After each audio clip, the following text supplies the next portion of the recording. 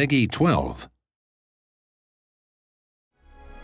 Hi, I'm Scott Amos, the executive producer of Lara Croft and the Temple of Osiris, the sequel to the award-winning Lara Croft and the Guardian of Light from Crystal Dynamics. Today I'm joined by 3 of our devs. Hi, I'm Alicia Thayer, I'm a designer. Hi, Will Kerslake, lead designer. I'm Robert Chivek, the producer.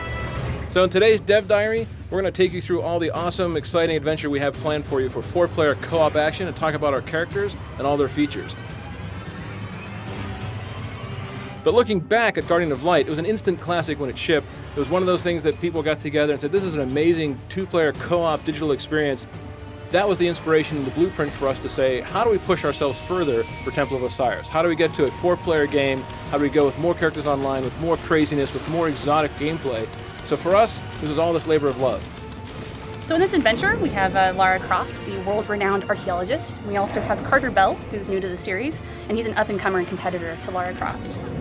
Our archaeologist characters have a torch that they can use to light some of our darker tombs and solve puzzles and find hidden rewards. One of the other unique abilities the archaeologists have is the grapple. With this, they can swing over chasms, create rope bridges, and use it to help friends traverse dangerous spaces. Next up, we have Isis and Horus. These are the Egyptian gods that are joining Lara and Carter in this new adventure, and they have their own unique abilities. With the staff, they can affect glyphs in the world, moving objects up and down and interacting with anything that has these special markings. They have a magical shield. It can act as a barrier to provide protection. The shield can also be used as a stepstone, allowing other players access to difficult-to-reach places. It'll also move across the surface of water.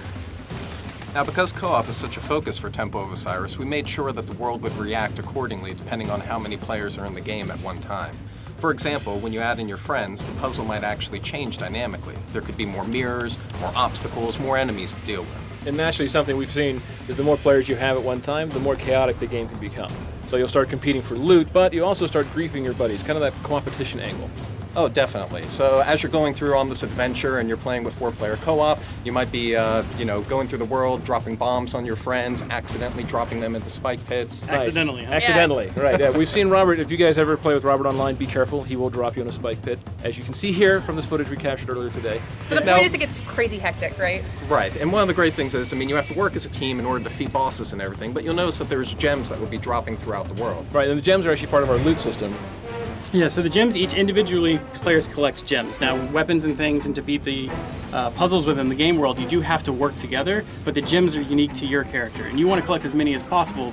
And the cool thing is, when you get to the end of a tomb, there's all these treasure chests that you could open, and you could use them to unlock powerful new rings and amulets, weapons, and costumes for your player. And the chests are different costs based off of the type of loot that you can get from them, so the more gems you have, the cooler loot you get. The more people you have, the better the loot will become, and you can start seeing just the crazy way you can outfit your character, both customizing with rings for yourself and then amulets that you share with the team. The rings themselves are things that personally affect your character. Lets you move faster, have a bigger bomb, that sort of thing. Whereas the amulets are shared between the teammates, which is really important. So for example, if I have a spread shot, which lets me shoot all these different directions, and Robert here has flame shots, now all of a sudden we have spread flame shots if we're both powered up. So you learn how to get a team to work together to maximize your firepower. All right, so that gives you a very quick look over everything that we're doing for Lara Croft and Temple of Osiris. 4-player couch online, mix and match, drop in, drop out, and drop your friends into spike pits.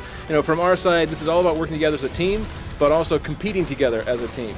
This is for us one of those labors of love that we come from the Guardian of Light days, looking forward to what we want in Temple of Osiris Day. So we really hope you guys will love playing it as much as we've loved making it. Coming out this year, December 9th for Xbox One, PS4, and PC. Thanks, team. Anything else? Thanks for watching. All right, guys, have a great time. We'll see you online.